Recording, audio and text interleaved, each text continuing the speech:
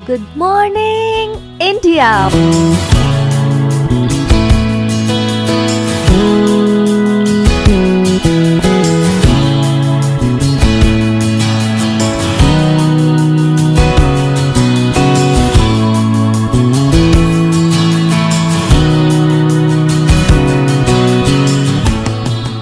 Monday to Friday. Back to back classes live from studio. आज ही subscribe करें WiFi study 2.0 channel.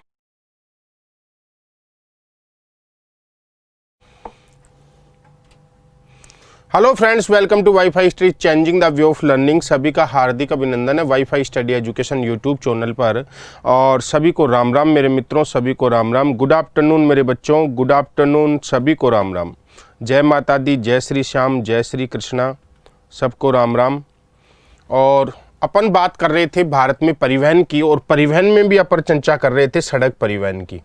सड़क परिवहन की अपन बात कर रहे थे दोस्तों। तो आज सड़क परिवहन के बारे में कुछ महत्वपूर्ण जो फैक्ट्स हैं उनकी चर्चा करेंगे। तो कुछ फैक्ट्स मैं आपको बताने जा रहा हूं कि भारत में पहली बार सड़क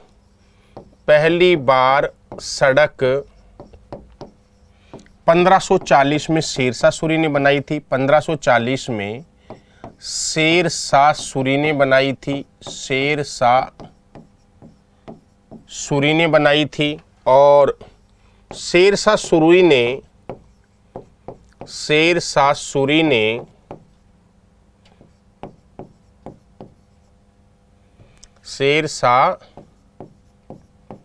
सूरी ने सड़क का जो नाम रखा था उसका नाम था ग्रांड ट्रंक रोड। याद रखना है, ग्रांड ट्रंक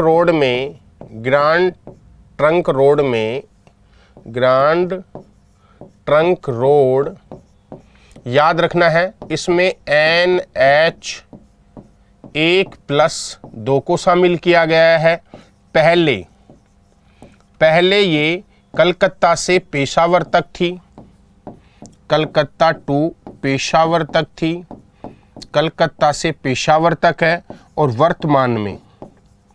वर्तमान में ये रह गई कलकत्ता से अमृतसर तक।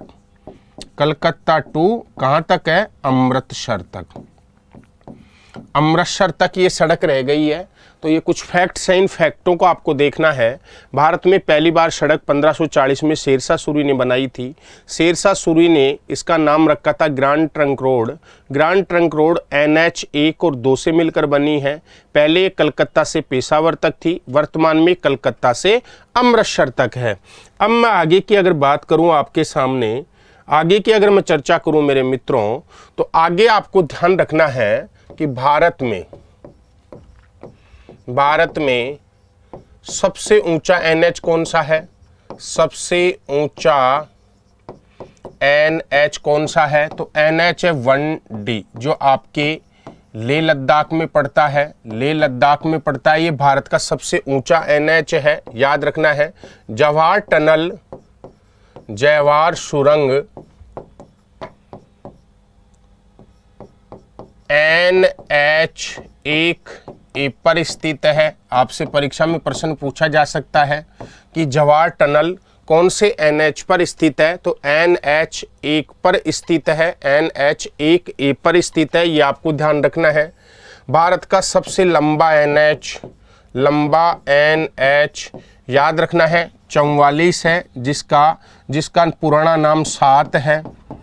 पुराना नाम 7 है, ये आपको ध्यान रखना है। NH44 आपके वर्तमान में श्रीनगर से कन्याकुमारी तक है। श्रीनगर से कहाँ तक है? ये कन्याकुमारी तक है, ये आपको ध्यान रखना है। श्रीनगर से कन्याकुमारी तक है। पहले ये NH आपके वाराणसी से कन्याकुमारी तक था। वाराणसी से कन्याकुमारी तक था। कन्याकुमारी तक था, ये आपको ध्यान रखना है। तो भारत का सबसे लंबा राष्ट्रीय राजमार्ग 44, जिसका पुराना नाम 7 है, ये श्रीनगर को वर्तमान में कन्याकुमारी से जोड़ता है, ये आपको ध्यान रखना है। पहले ये वाराणसी से कन्याकुमारी तक था, ये आपको ध्यान रखना है। भाई शेयर भी कर दो यार, साथ के साथ में एक बार शेयर भी कर दिया करो। तो ये चीज़ें आपको याद रखना है। भारत का छोटा NH, भारत का छोटा NH जो है वो 47A है, जो केरल में है, भारत का सबसे छोटा NH 47A है, जो आपके कहाँ पे है, केरल में है, ये आपको ध्यान रखना है। नेक्स्ट अगर मैं आगे की बात करूं मेरे मित्रों, आपके सामने आगे की अपन चर्चा करें, इसमें तो आपको याद रखना है कि भारत में पूर्व पश्चिम कॉरिडोर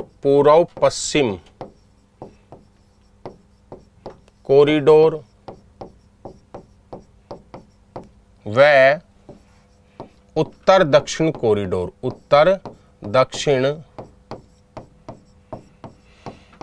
कॉरिडोर आपस में झांसी में काटते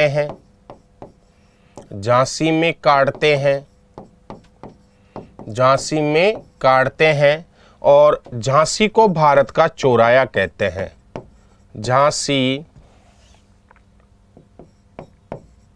झांसी को भारत का चौराया कहते हैं। भारत का क्या कहते हैं, चौराया कहते हैं। झांसी को भारत का क्या कहते हैं, चौराया। याद रखना है, झांसी को भारत का चौराया कहा जाता है, ये आपको ध्यान रखना है। अब अपन इसी क्रम में अगर आगे बढ़ें और मैं आपसे ये पूछूं कि भारत में सड़कों की लंबाई, सर्वाधिक सड़कों की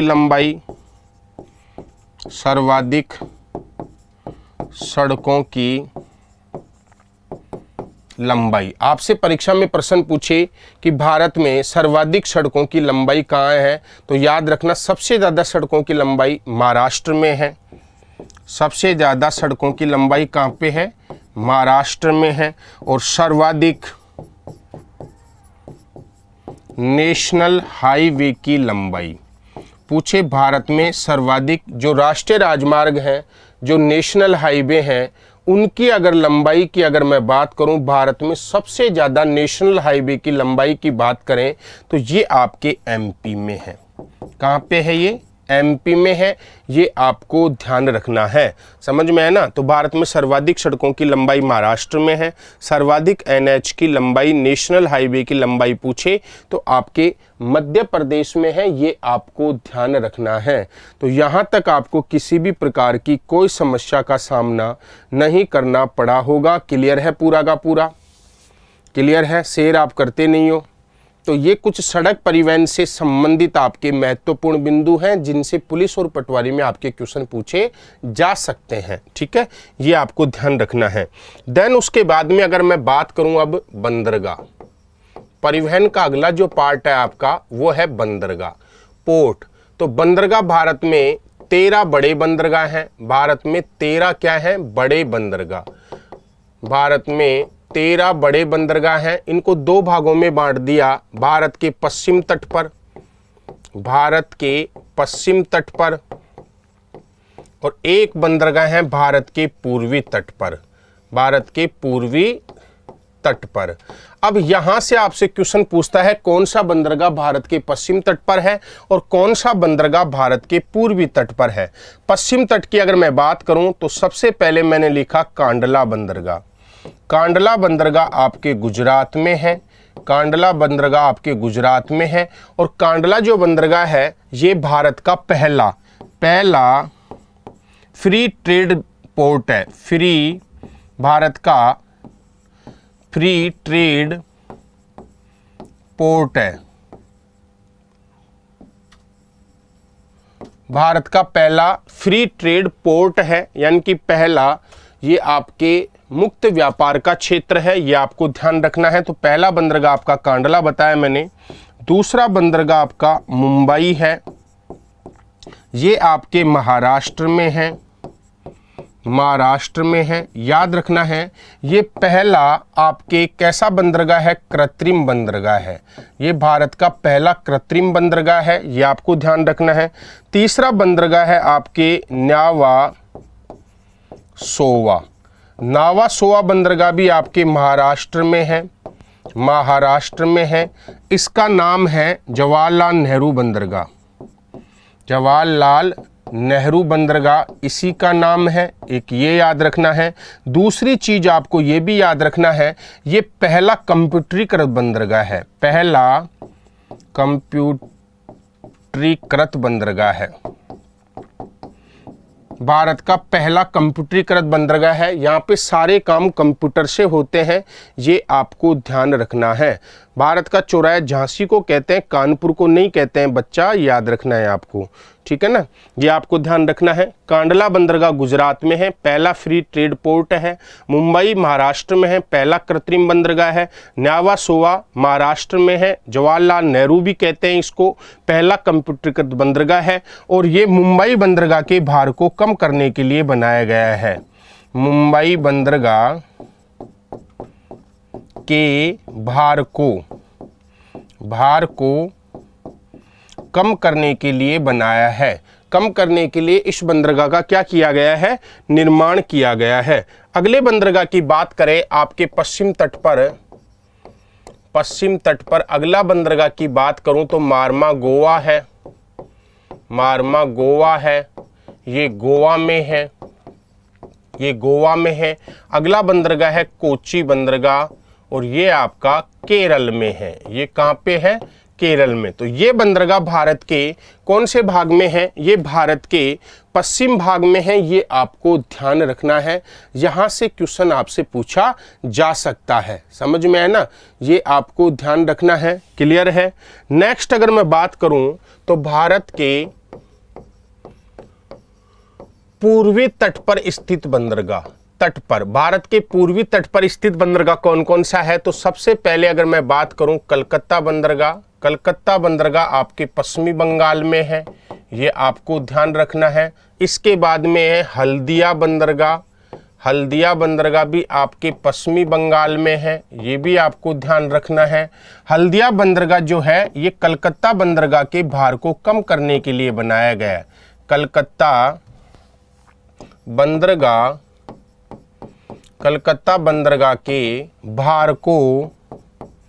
भार को कम करने के लिए बनाया गया है, कम करने हेतु बनाया गया है, ये आपको ध्यान रखना है। ठीक है। उसके बाद में मैं बात करूं पारादीप बंदरगाह उड़ीसा में है, ये आपको ध्यान रखना है। अगला है विशाखापट्टनम बंदरगाह, विशाखापट्टनम बंदरगाह आंध्र प्रदेश में है। कहाँ पे है, आंध्र प्रदेश में है। ये याद रखना है डॉल्फिन नोज के कारण सुरक्षित है, डॉल्फिन नोज के कारण क्या है, ये सुरक्षित है। डॉल्फिन नोज की अगर मैं बात करूं तो याद रखना विशाखापट्टनम जो बंदरगाह है यहाँ पे सबसे ज़्यादा चक्रवात आते हैं, ये चक्रवातों से ज़्यादा प्रभावित है, इसलिए यहाँ पे डॉल्फिन नोज की पहाड़ी को काटकर एक दीवार बना दी और इस बंदरगाह को उस दीवार के माध्यम से सुरक्षा प्रदान की गई है, इसीलिए इसको डॉल्फिन नोज के कारण इसको सुरक्षा प्रदान की गई है, ये आपको ध्यान रखना है। और यहाँ पर ये पहला बंदरगाह जहां पर सारे काम मशीनों से होते हैं, जहां पर सारे काम किससे होते हैं, मशीनों से होते हैं, मशीनों से होते हैं। सारे काम किससे होते हैं, यहाँ पे मशीनों से होते हैं, ये आपको ध्यान रखना है। क्लियर है। ये आपको ध्यान रखना है भाई। जो चीजें मैं बता रहा हूं ना वो पढ़ो, पुलिस पटवारी में ये चीजें ही आएंगी। अगर मैं आपको भूगोल में या मेरी विद्वता दिखाने लग जाऊं कि मैं आपको बहुत लंबी चारी RS IAS की चीजें पढ़ाने लग जाऊं तो वो आपके काम की नहीं है। जो पढ़ाऊं वो देखो, आपको यहां से सवाल बाहर नहीं जाएगा। तो विशाखापट्टनम आंध्र प्रदेश में है, डोल्फिन नोच के कारण ये सुरक्षित है। ये भारत का पहला बंदरगाह है जहां सारे काम मशीनों के द्वारा होते हैं। ये आपके पूर्वी तट पर स्थित है। आगे अगर मैं पूर्वी तट के बंदरगाह बताऊं आपको, पूर्वी तट पर और कौन कौन से बंदरगाह, विशाखापट्टनम के बाद में है तूतीकोरन, तूतीकोरन बंदरगाह। तूतीकोरन बंदरगाह आपके तमिलनाडु में है, तमिलनाडु में है। और उसके बाद में आपका चेन्नई बंदरगाह है, चेन्नई बंदरगाह भी आपके तमिलनाडु में है, तमिलनाडु में है, याद रखना है। और चेन्नई बंदरगाह ये भारत का कैसा बंदरगाह है, पहला प्राकृतिक बड़ा बंदरगाह। ये प्राकृतिक बंदरगाह है। कैसा बंदरगाह है ये, प्राकृतिक बंदरगाह। चेन्नई बंदरगाह कैसा बंदरगाह है, प्राकृतिक बंदरगाह है। एक आपका पोर्ट ब्लेयर, पोर्ट ब्लेयर। और पोर्ट ब्लेयर कहां पे है, अंडमान निकोबार में, अंडमान निकोबार में। आपको ये बंदरगाहों के नाम आपको याद रखने पड़ेंगे। क्लियर है, ठीक है ना। ये आपको ध्यान रखना है। ये सारे जो बंदरगाह हैं मित्रों, ये बंदरगाहों के नाम आपको याद रखना है। ये प्राकृतिक पोर्ट है, कौन सा बंदरगाह कहाँ पे है ये आपको ध्यान रखना है। क्लियर सारा का सारा। नेक्स्ट, ये बंदरगाहों वाला पार्ट था। अब अपन थोड़ी चर्चा करेंगे राष्ट्रीय नदीय जलमार्ग।